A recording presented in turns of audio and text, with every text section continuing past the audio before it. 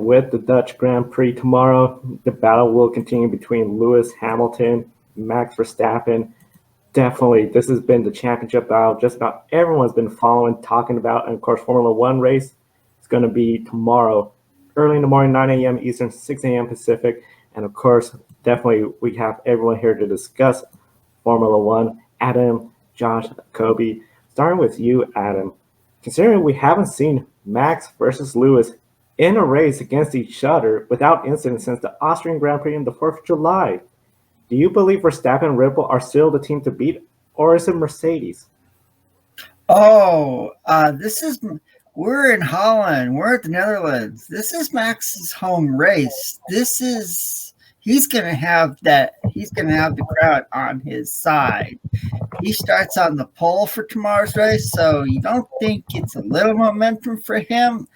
And, we all remember what happened at the British Grand Prix with, in front of Lewis's home crowd. Zandvoort is a really hard track to pass on. And those bank curves, they remind me of a track in Europe that a lot of people know about. It's called the Nordschleife, the 14-mile track at the Nürburgring. It's going to be hard. I think if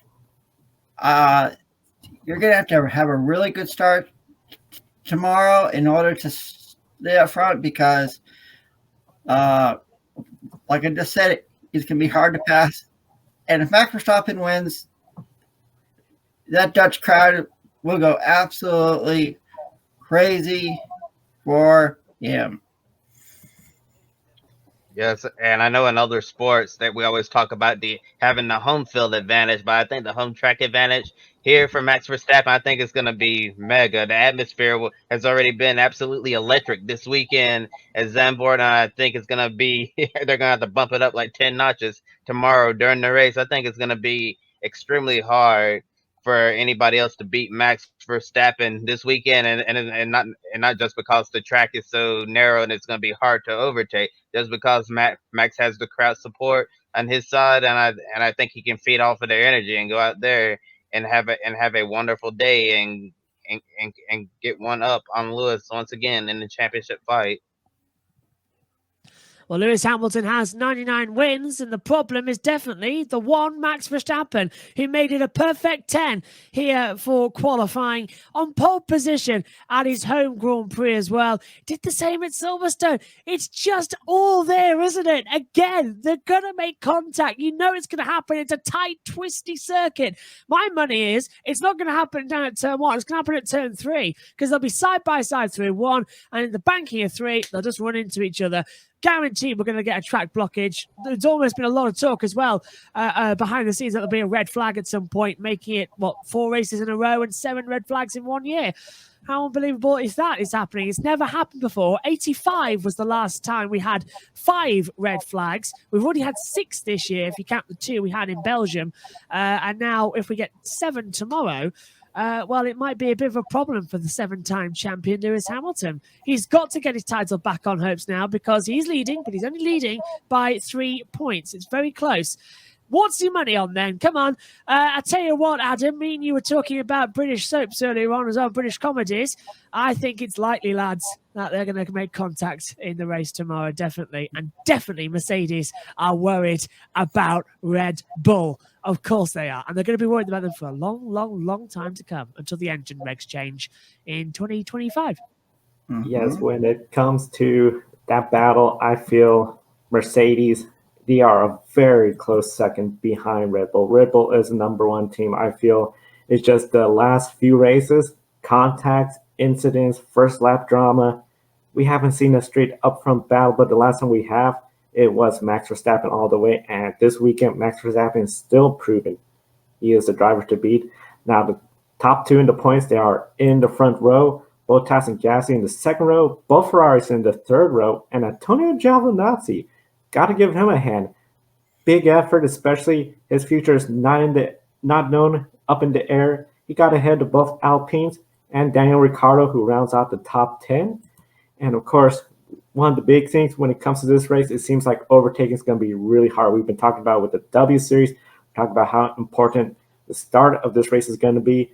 So definitely, do you believe we'll see plenty of overtaking, especially in those DRS zones and the side-by-side racing? Or will that start of the race be the crucial point in the race for everybody?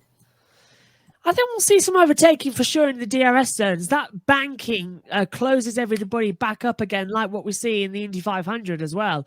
And that last corner banking has been described as very similar to Nashville's banking as well. So we often see races there as well. They close up as well in the NASCARs. So we should get some overtaking at least into turn 1.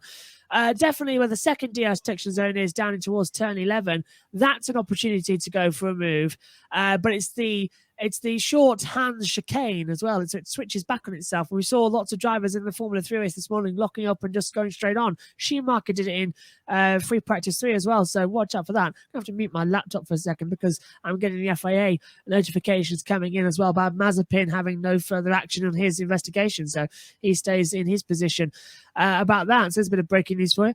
But yeah, going back to it as well, I think we will see overtaking tomorrow. It's not going to be in the places that you'd expect. It's a tight, twisty circuit as well. It's very old school. It's a mix of Suzuka, as you said, Adam, the Nordschleifer as well. It's a mixture of even Melbourne in places as well. The pit complex keeps throwing me back thinking I'm in Australia. So we will see overtakes. My picking is we're going to see it in the banking turn 3. We're going to see it on the run up the hill of the sand dunes into turn 6. And maybe even into turn 10. That's a nice little hairpin. I've got notes on the commentary box wall that I've handwritten down. I've pointed with big crash zone, turn 3, and turn 11 and 12 as well. That is the big one. So that is where I think we could see some overtakes and real problems. I have to completely agree with you, Josh. Zandvoort is an old school track. And, it has held Formula races there before. There was a Formula race called the Zandvoort Masters that a lot of Formula 1 drivers have competed in when they were competing in Formula 2 and Formula 3 back in the day. So it should be interesting to see, where the overtaking spots are. And also, we have to realize that, Kimi Räikkönen did announce his retirement, and you called it, Josh. Pretty cool. But now he's tested positive for COVID. So we have Robert Kubica in the Alfa Romeo this weekend in his place. Pretty cool to see Robert back in an F1 car. It should be interesting to see how everything develops tomorrow at Zandvoort. Yeah, you said about Kimi catching COVID as well. That was a shocker that they put Kubica into the car this late as well, especially as Kubica hasn't had much time in that car since, I think, Silverstone when he was in practice, maybe. But still, big risk there as well. But just going back to the result, yeah, thank you. I did say that it would be announced in tandem as well, that Raikkonen will go and then it would all come into effect. The thing that's triggered it is the fact that this Raikkonen announcement was not supposed to come until next weekend, but Franz-Dieter Renken broke the news a day before the Grand Prix, so it had to kick everything into gear, and that has now meant that I've seen photos in the paddock that George Russell, Frederick Vesti, is the team principal of Alfa Romeo, as well as Nick de Vries, so all the Mercedes lot and the Alfa Romeo lot, including Valtteri Bottas, were all in a meeting last night at the Mercedes HQ technical department, all talking about what's going to happen next. So I think it's confirmed that Bottas is off to Alfa Romeo alongside Nick de Vries, and Albon will be at the Williams seat. Yeah, because George Russell has, he knows where he's going in 2022, but we all don't know. We don't know, as fans, where he's going.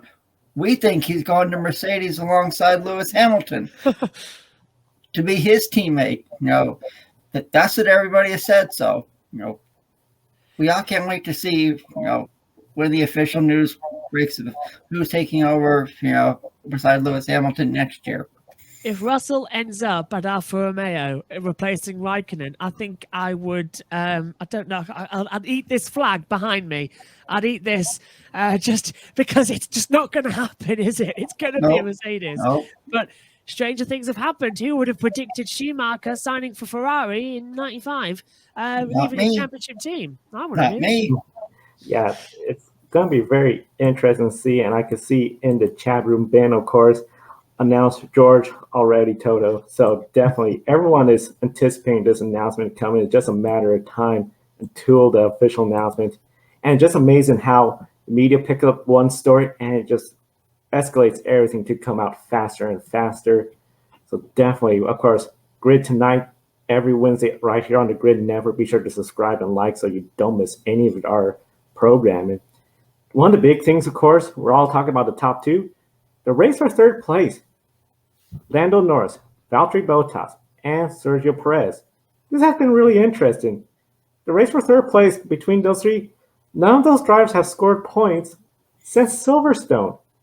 Today, Perez, he's out in Q1. Got held up in the pits, didn't get to put down a flying lap. Q2, Lando Norris, a disappointing qualifying performance, just did not have the speed. And then, of course, Valtteri Bottas, he is starting up in the second row, third place right there. Valuable position for the Mercedes team, especially if he could get a good start and they could use pit strategy to outnumber Max Verstappen up front. Do you believe, starting with you, Adam, can Bottas deliver a good performance and finish in the podium tomorrow? Of course. We just said that we all anticipate George Russell being Lewis Hamilton's teammate next year. This puts a lot of pressure on Valtteri Bottas, to have a strong rest of the year, to say, hey, I think I'm leaving at the end of the year, but I'm still competitive. We said here that overtaking is going to be really hard tomorrow. So I think Valtteri Bottas will finish on the podium, and I believe he'll finish in P3. It's like a car crash in slow motion, isn't it, for George Russell's career going forward as well, because he wants to get into that number 2 seat at Mercedes, being held up by Valtteri Bottas, who's having an explosion of an air crash. It's unbelievable. It's just going in circles as well. Bottas has had a strong weekend so far, so I completely agree with you there, Adam, that he can easily take it tomorrow for a podium. However, if we're right in thinking that Hamilton and Verstappen are going to make contact, as you say, they haven't raced cleanly with each other since Silverstone, because, of course, the Belgium non-Grand Prix doesn't count from a week ago. I'm going to say that Bottas, unless he's kamikaze into turn 1 because he's starting right behind Verstappen, he has a brilliant opportunity to do what Barrichello did on the 2 Schumachers at Spain, I think 2000. Just slip up the inside, just go there, take the position, and then just gloat. Everybody gloat.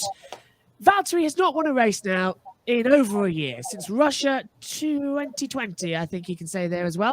And this is a driver with 9 wins, 17 poles as well. It's about the same with Verstappen, just swap them around as well. So Bottas, I think, if he's off to Alfa Romeo next year, it's going to be very unlikely he's ever going to win a Grand Prix again. Let's get him a win. Let's get that confidence boost up. I saw a message on Twitter flash up last week during the red flag period as well. It comes a point where you've just got to shoot the duck for Christmas dinner. Shoot the goose, because otherwise it's ridiculous.